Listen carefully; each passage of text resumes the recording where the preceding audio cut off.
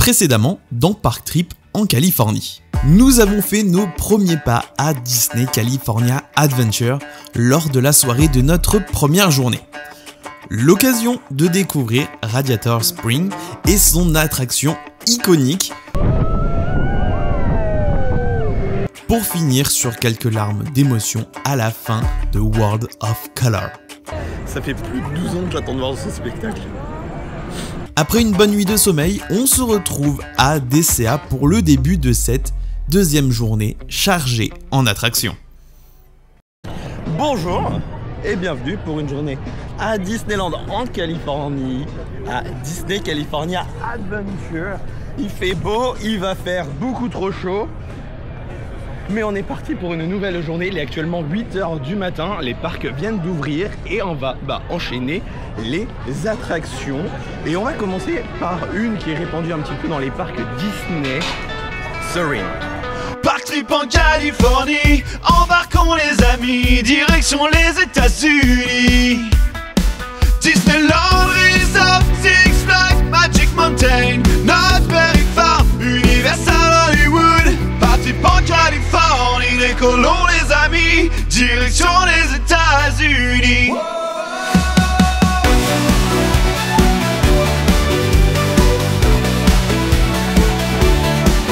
Disneyland Resort, Six Flags, Magic Mountain, Knott's Farm, Universal Hollywood. Le rêve d'un parc fan dans sa vie, dont il a rêvé plusieurs nuits. Disneyland Resort, Six Flags, Magic Mountain, Knott's Farm, Universal Hollywood. C'est parti les amis, direction les États-Unis pour notre Park Trip en Californie.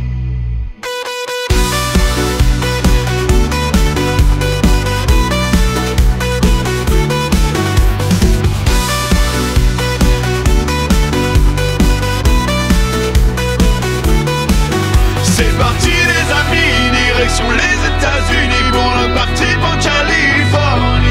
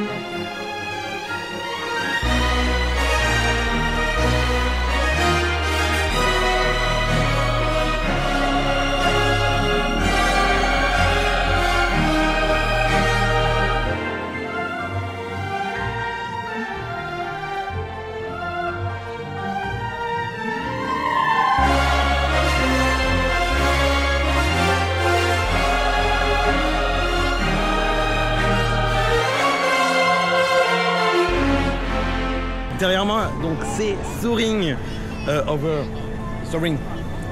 Around the World, du coup, qui a forcément, vous le savez bien, inspiré Voletarium à Europa Park. Et c'est vrai que le film, on retrouve quelques similitudes, hein. Le final au-dessus de Disneyland, le final au-dessus d'Europa Park. Il y a forcément quelques plans de monuments européens, hein, c'est Around the World. Donc il y a la Tour Eiffel, il y a le Matterhorn, il y a le Neuschwanstein. Donc c'est des trucs un petit peu communs. Et il n'y avait pas le golf, tiens. Mais ça, je crois que c'était dans Over California. Il faut savoir que les Flying Theater, c'est vraiment pas trop ma cam d'attraction. Mais je comprends tous ceux qui disent qu'ils préfèrent Voletarium en termes de mise en abîme et storyline. C'est vrai qu'on est un peu plus impliqué dans l'histoire du Voletarium. Ici, c'est très contemplatif. C'est juste un contexte pour le film. En gros, on prend littéralement un avion et on fait le tour du monde en avion. Voletarium, il y a un peu plus de contexte et d'histoire derrière. En termes de dynamisme, Voletarium est beaucoup plus dynamique quand même. Hein, Arnaud? Oui. Voilà, le Voletarium est beaucoup plus dynamique en termes de mouvement déjà. Vu que les nacelles sont indépendantes, ici on monte sur un rail et les nacelles montent et descendent mais vont pas sur les côtés. Enfin, j'ai pas ressenti de variation sur ça. Et qu'est-ce qu'il y a encore? La projection était très sombre aussi. Après Voletarium, ils ont changé récemment les projecteurs, ils sont passés au laser. Ici, je sais pas trop. Et après, les plans sont... Forcément, on a un comparatif, donc on n'est pas forcément trop ébahi devant l'attraction. Mais après, oui, voilà, c'est un... Tu n'es pas ébahi. Quoi, Nous, toi, on a t'as adoré? Oui, T'as moi adoré. j'ai bien aimé. Ouais, Le Voletarium est un peu mieux. Oui, enfin, Mais il est, quand même plus, des il est plus points. dynamique. Après, ici, on voit d'autres paysages. Voilà, il y a quand même des points qui ici Le sont film aussi très est bien. beaucoup mieux réalisé, on va pas se le cacher. C'est pas flou comme certaines scènes de EP. Par contre aussi en termes de transition, les transitions ici c'est beaucoup, on va dans de la poussière, on va dans des nuages et on change de Oui. paysage. Alors qu'Europa Park il y a des raccords dans le mouvement. Genre quand tu passes au-dessus du château, et ben tu te retrouves déjà dans autre chose, tu vois. C'est beaucoup moins séquencé le Voletarium, mais ça reste quand même une très bonne attraction. C'est ce qui a inspiré le Voletarium, donc le Voletarium a pu modifier quelques points forcément qui n'étaient pas... Enfin voilà. Non mais enfin, franchement c'est une bonne attraction, on l'a fait aussi parce qu'il y avait 10 minutes d'attente. Je pense que quand il y a plus d'une heure on se fait chier. D'autant plus que là il y a Ouais, la file avance pas par contre. ouais la voilà, file, si elle et dans la bouge, file il c'est un peu long, se passe rien, c'est Oui. très rectiligne. Ouais, je pense que ça reste à faire quand même si vous venez à Disney, hein. Ça, en termes de pèlerinage, c'est ce qui a inspiré tous les Flying Theater qui maintenant on retrouve un peu partout. Parce que pendant très longtemps c'était les seuls et uniques, et Disney a réussi à évoluer ça encore une fois avec Flight of Passage à Orlando, mais ça on va pas le faire ici parce qu'il n'y a pas. Mais non, c'est sympa. Voilà, comme dit, je dis c'est pas ma cam, mais ça reste à faire quand même. C'est un moment reposant au frais surtout. Et là, chose totalement inattendue. J'aperçois au loin au bout de l'allée de Soaring, Pluto tout seul en train de s'ennuyer. C'est donc pour nous l'occasion de le saluer et de faire une petite photo souvenir. Je veux revenir sur quelques points de Around the World parce qu'on s'est retrouvés en groupe là. Les odeurs sont beaucoup moins artificielles dans Soaring. Ça fait beaucoup moins Airwick et Oost comme le Voletarium. Et le décollage forcément c'est beaucoup plus impressionnant que à Voletarium. C'est vrai que là on a vraiment l'impression de monter et d'atterrir dans l'écran. Ceux qui m'ont dit qu'on ne voit pas le plafond dans Soaring pendant le film, je suis désolé, moi je l'ai vu. Mais c'est vrai que dans Voletarium c'est beaucoup plus... comment dire, Voletarium c'est quand même beaucoup plus présent, on est quand même moins avancé dans l'écran. Et aussi en termes de qualité, il y a beaucoup plus de plans réels que de CGI comme le Voletarium. Je sais, je parle beaucoup du Voletarium, mais forcément c'est un peu mon point ref, c'est ce que j'ai l'habitude. Mais voilà, il fallait quand même le faire parce que c'est le premier Flying Theater. Il a inspiré tous les autres qu'on connaît, comme l'extraordinaire voyage au Futuroscope, This is Holland et des choses comme ça. Mais oui, c'est pas le meilleur, c'est pas le pire. Enfin voilà, on est peut-être un peu aigris sur ça. On s'attendait peut-être à autre chose vu les commentaires, mais ça reste très sympa à faire.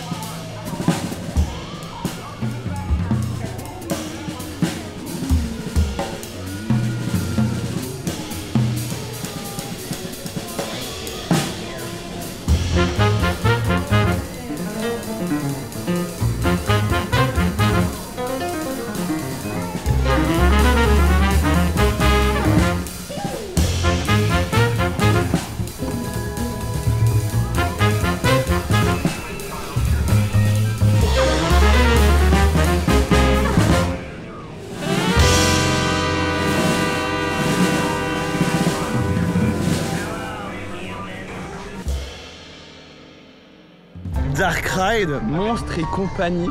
C'était trop chouette. On a attendu 5 minutes, même pas. On l'a fait le matin tout de suite, du coup en fait c'est bien parce que c'est une des attractions, il n'y a pas grand chose, comme Soaring le matin. Et Sully, on a trop envie de lui faire des câlins, il est tout fluffy là. Et puis ça donne un petit aperçu de ce que va être le future coaster à Orlando, hein, parce que ça a été annoncé à l'D23 il n'y a pas très longtemps. Le jour où le coaster il ouvrira et que je dis ça, oh là là. Non, c'était très chouette, ça valait 5 minutes d'attente. C'est pas le Dark Ride le plus exceptionnel du monde, mais c'est mimi, c'est funny. Il y a 35 minutes à l'E-Tot. Oh bon bah alors on va aller à l'Avenger Campus.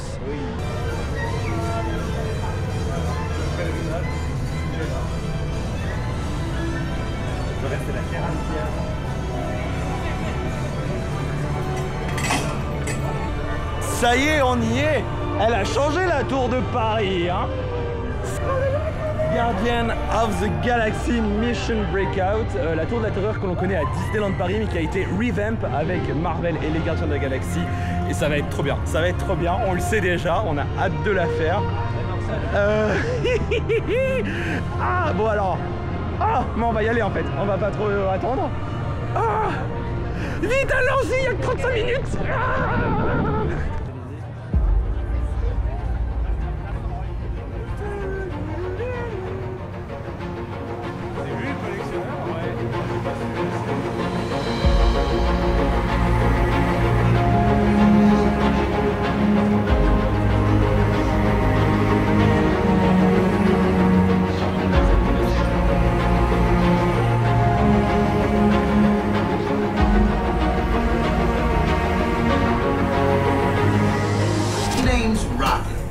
Guardians of the Galaxy, the smart one. Listen up. He's gonna put you on a gantry lift for your tour. I'm sneaking through the ducts, and I'll meet you on top of your lift and take us all the way up to the big old generator control room. You raise your hands, I get the clearance. Then the chaos begins. It's a foolproof plan. Oh, and look what I swiped. No.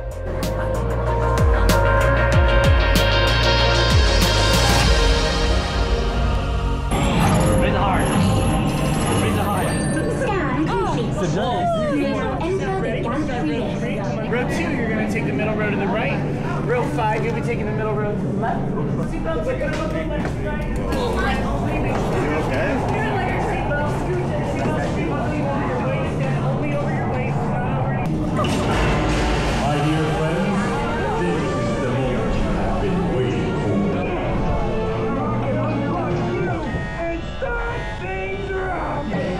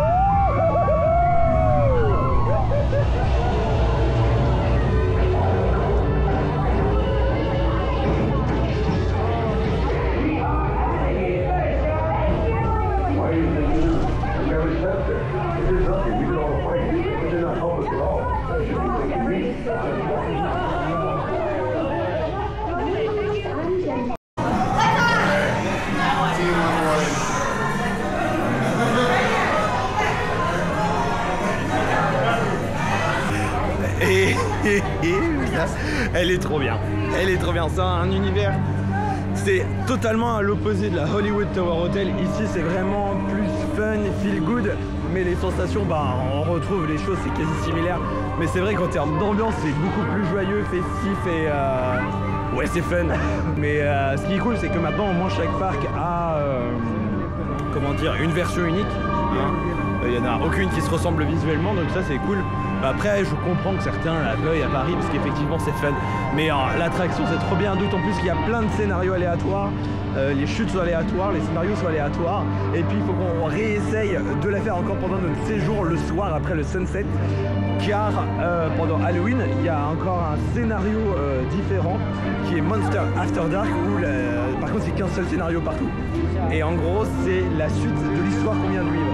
Vu que là on a libéré les gardiens, il y a aussi du coup tous les monstres qui se sont libérés. Et effectivement ça va partir en cacahuète forcément vu qu'il y a toutes les créatures qui sont sorties de leur cage.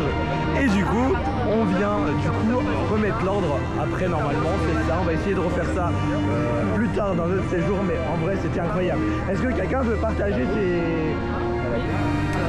Antoine, oui. Toi qui aimes aussi beaucoup la tour de la terreur de base, t'en as pensé quoi de la version dernière? Trop drôle.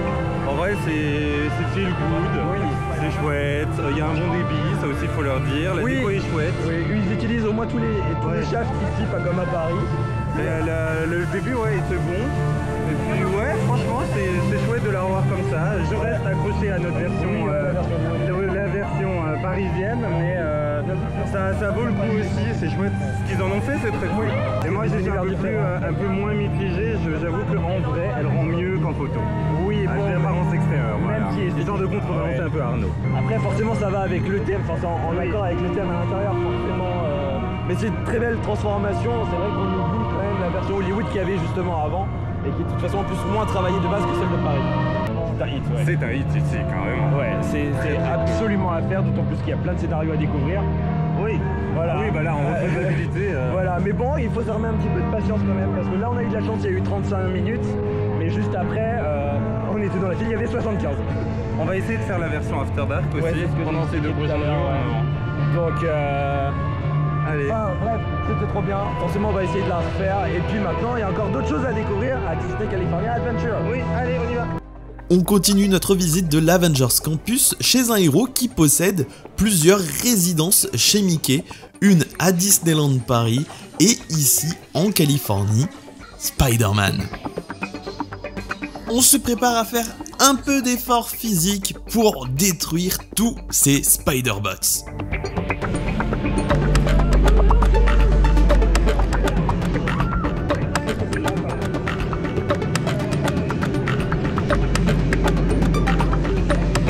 Sinon, pour l'attraction, pas de grande découverte, car c'est sensiblement la même qu'à Disneyland Paris, à part l'extérieur qui possède quelques surprises, mais on y reviendra plus tard dans le vlog.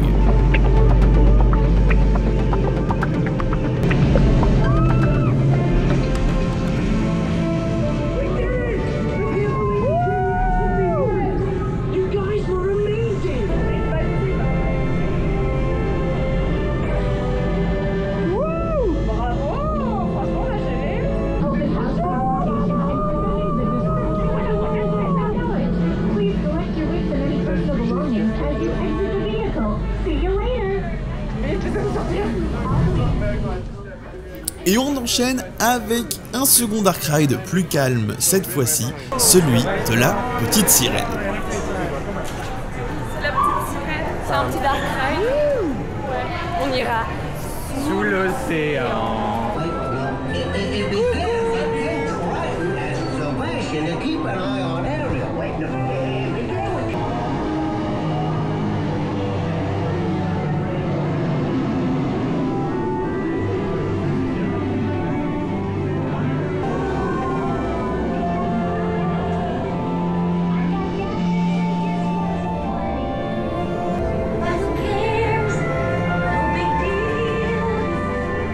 I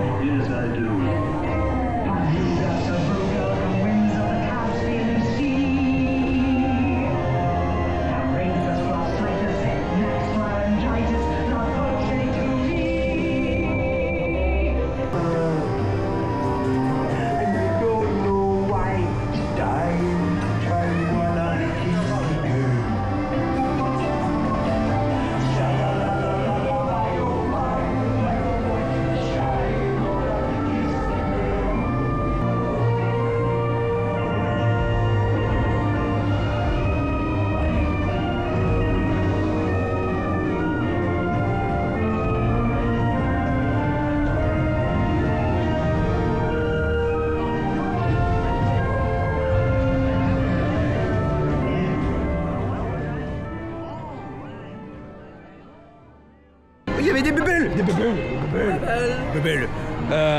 Par là, il y a la petite sirène. Attraction qui était initialement prévue pour Disneyland Paris, hein, mais vu qu'il n'y a pas de sous à Disneyland Paris, il y a tout qui a atterri à DCA. Judy. C'est Judy. J'étais sur la petite sirène, dis donc. Attraction prévue pour Disneyland Paris qui a atterri ici. Elle est chouette, c'est un bon petit dark ride, même si je trouve que les parties avec Ursula, c'est Ursula, j'ai appris ça, enfin, bref, les parties avec Ursula sont assez expéditives. Hein. On l'a fait surtout pour Under the Sea Scene. Et ouais, non, c'est un bon petit dark ride. Et là, on va aller faire le rafting Grizzly River Run.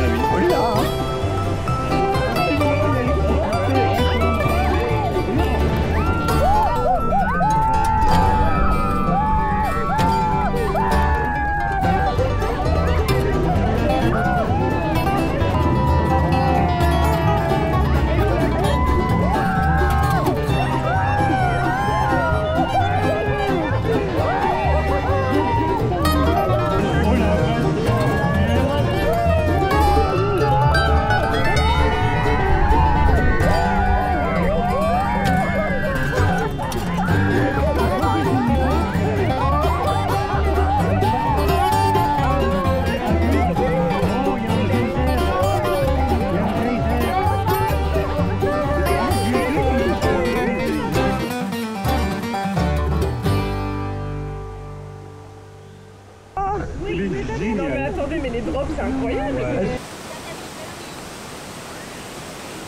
Je suis trempé, je suis trempé. Il y en a un qui me l'a mal vendu. Hein. Mais les gens, ils avaient pas l'air si mouillés que ça. Hein. En vrai, je suis pas. C'est le meilleur rafting que j'ai.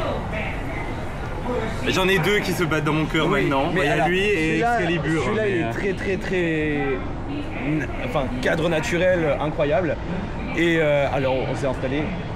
Pourquoi il y a des ceintures? Oui, il y a des ceintures. Alors, on s'est dit que c'était parce que les Américains sont un peu psychos sur certains points des fois.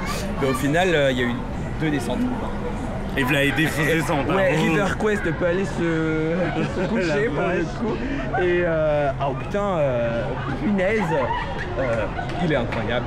Incroyable. Ouais. Le cadre à l'environnement, il est chouette, il est très intense. Et c'est un canal, il n'y a pas d'endroit comme avec des vagues comme ouais, il n'y a pas de zone de rencontre. C'est qu'un canal, mais par contre ça remue.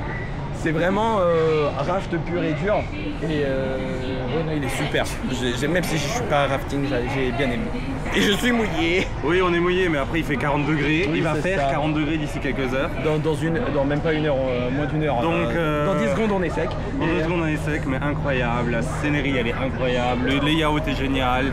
Est-ce que là, vous avez l'impression d'être dans un parc d'attractions? Ah ouais, non mais... Derrière les arbres, il y a littéralement par Pixar. Pire.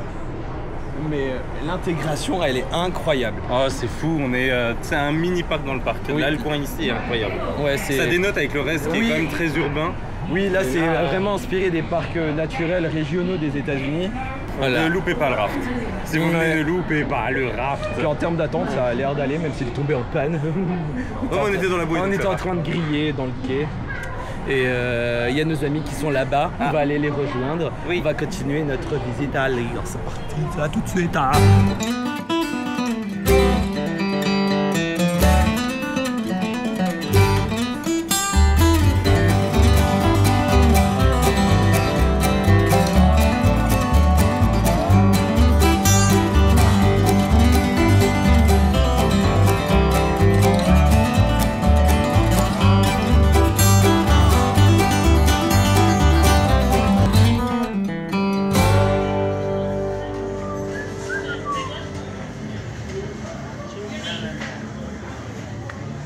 Nous sommes au Pimpkinchen. Il y a aussi à Disneyland Paris, nous sommes au Avenger Campus. Et ici, le concept du Pimpkinchen est différent de Paris. À Paris, c'est un buffet à volonté. Ici, c'est un comptoir et du coup, c'est des plats individuels où justement l'effet de taille des plats est travaillé. Je vais vous montrer. Nous avons ici une Giant Pretzel. Oh, il y a du dip en plus. Et ici, c'est un espèce de burger où il y a un tout petit pain et une énorme escalope. Célia, elle nous a pris un petit menu enfant. Ouais, avec un grilled cheese. Un grilled cheese. On a pris, en fait, on a tous pris la même chose. Oui. Oh, voilà. C'est Pimpkinchen, mais différemment. On a vu Spidey.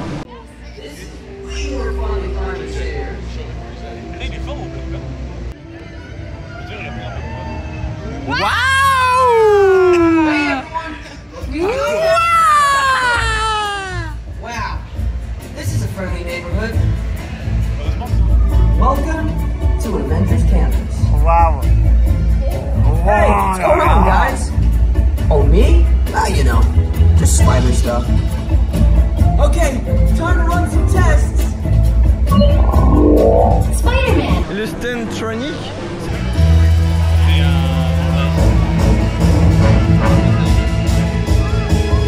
Clear the runway. Spider-Man, clear for takeoff.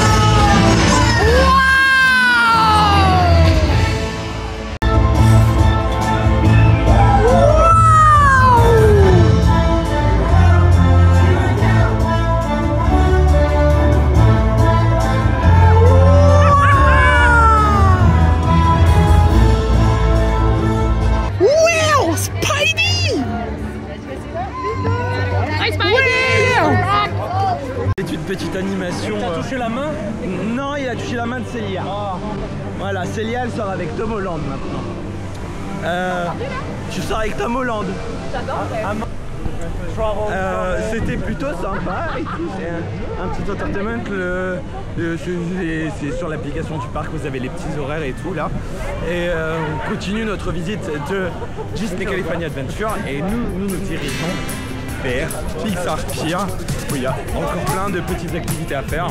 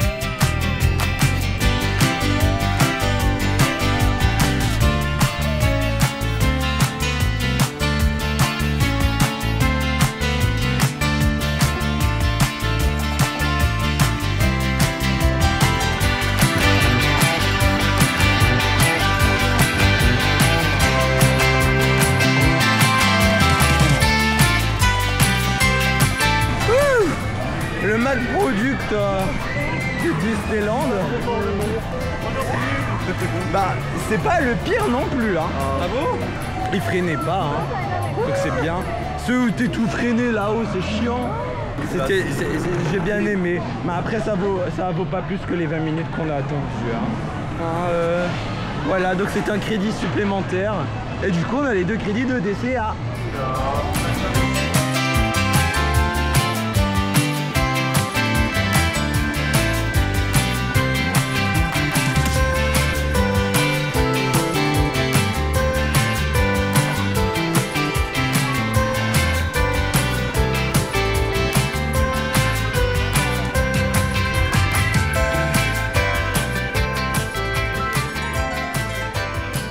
on est au Pixar Pier et il y a des petits jeux d'arcade.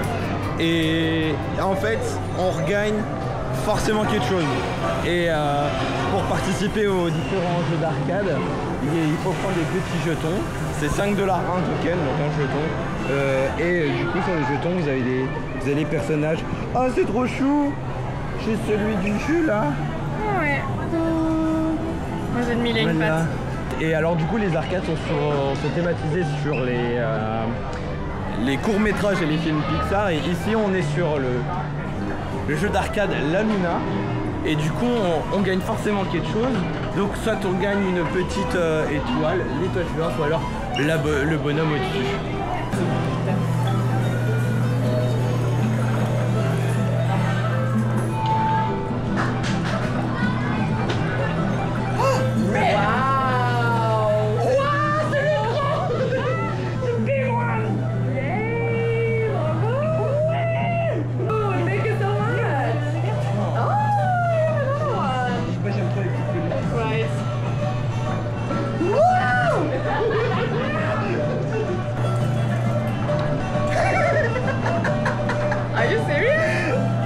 J'aurais dû jouer au loto ce jour-ci car je retiens encore une fois le gros lot et ce n'est pas vraiment le lot qui m'intéresse, donc j'ai demandé gentiment à la cast member si c'était possible de l'échanger contre le plus petit lot qui était la petite étoile toute mimi. Ah oui, non, il n'y a que à la Luna où tu es sûr de gagner un truc. Ouais, donc effectivement on est en train de regarder un petit peu, et le stand de la Luna, là où on était, tu es forcément sûr de gagner, quelque chose. Donc en vrai c'est le plus sympa, et en vrai c'est le plus rentable, parce que là pour 10$, j'ai eu le grand prix et le plus petit, donc franchement c'était chouette.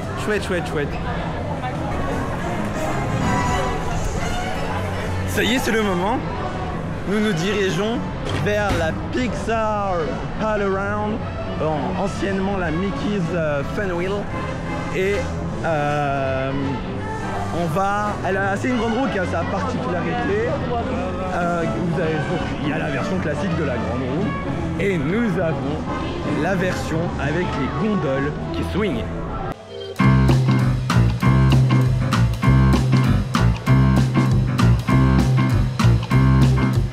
Ça va swinger les amis. C'est un peu un coaster dans une grande roue sans être un coaster. Je sais pas à quoi m'attendre. Moi non plus, mais ça va démarrer parce qu'il lance. Ça va aller vers toi.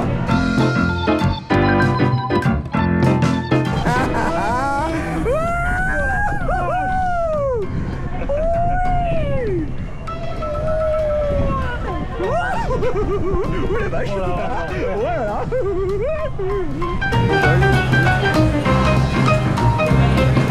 Oh, c'est rigolo aussi. C'est l'enfer de l'autre. Regardez, il y a notre hôtel là-bas.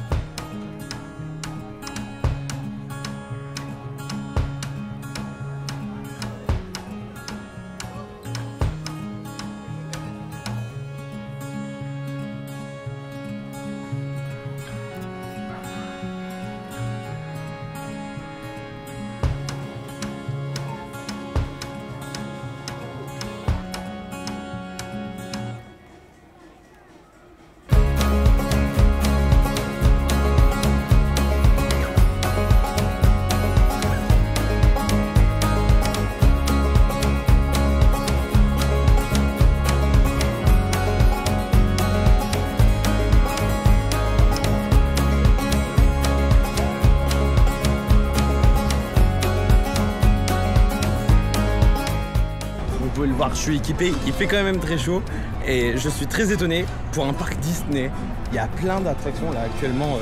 Je suis dans l'attraction Luigi, là c'est des petites voitures qui dansent. Ça fait un moment que je voulais tester ça. Il y a pas un chat. Je sais que c'est pas l'attraction la plus hype, mais il y a personne. Là c'est quasi embarquement immédiat, dans le prochain tour on y est. Ça, franchement, de la part d'un parc Disney, et vous êtes essayé, je m'attendais vraiment à croiser beaucoup d'attentes. On a vraiment de la chance de ce côté-là.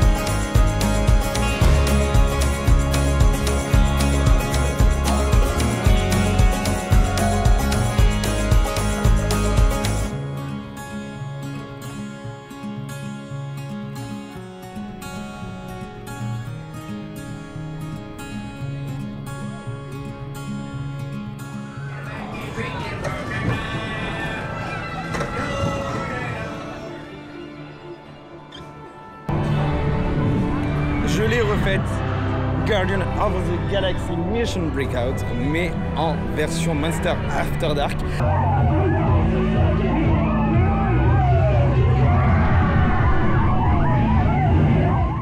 En plus, ce qui est drôle, c'est que les cast members jouent aussi le rôle. Ils ont des gilets et tout avec du sang dessus parce que je pense que c'est le bordel. Il y a plein de monstres et de créatures qui ont été capturés à cause de Baby Groot. Et c'est pour ça que c'est le bordel.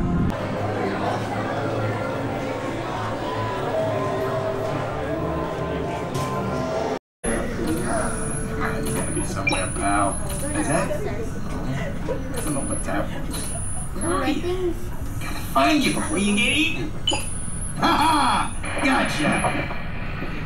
J'ai l'impression qu'il y a quand même plusieurs scénarios, pas comme j'ai dit tout à l'heure, il n'y en avait qu'un, parce que le monstre que j'ai vu, ça me dit rien, parce que sur les vidéos que j'avais regardées à l'époque, c'était plutôt un monstre avec des tentacules, donc j'ai l'impression qu'il y a vraiment aussi plusieurs scénarios, mais avec qu'une seule musique par contre. Et franchement c'était encore plus fun qu'avant, la musique qui change, ça c'est sûr, et puis les chutes aussi, elles sont... il y a moins de temps de pause entre les chutes, ça s'enchaîne vraiment un peu plus. À Paris, je reste très attaché quand même à la version Hollywood. Donc pour moi, je la changerai pas, je la laisserai quand même. Ouais, c'est une réussite. C'est une très bonne transformation. C'est vrai que on reconnaît la base de la Tour de la Terreur et c'est bizarre de voir ça transformé en Marvel. Et c'est très réussi, même si effectivement je ne suis... Ça rend bien en vrai, en photo moins, mais je suis pas très fan de l'extérieur, mais l'intérieur, à l'intérieur c'est vraiment fun.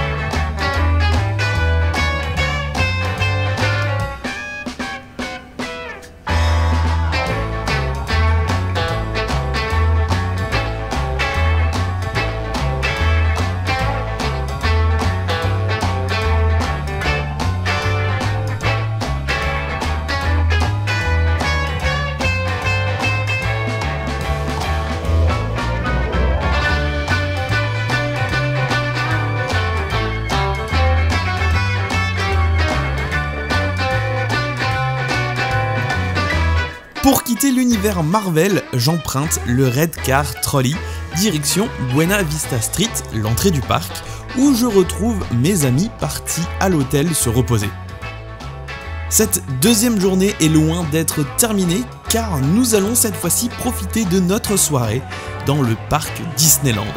Alors pour ne rien rater de la suite de nos aventures la semaine prochaine, abonnez-vous et activez la petite cloche.